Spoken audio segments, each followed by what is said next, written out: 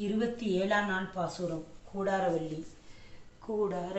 கூடார வெள்ளியின் சீர் கோவிந்தா, உந்தன்னை பாடி பறைகொண்டு யாம் பெரும் சன்மானம், நாடு புகழும் பரிசினால் நன்றாக, சூடகமே தோல்வழியே தோடையே செவிப்பூவே, பாடகமே என்றனைய பல்கலம் யாம் அணிவோம், ஆடை உடுப்போம் அதன் பின்னே பாச்சோறு, மூட நெய் பெய்து முழங்கை வழிவார, கூடி இருந்து குளிந்தலோர் எம்பாவாய்.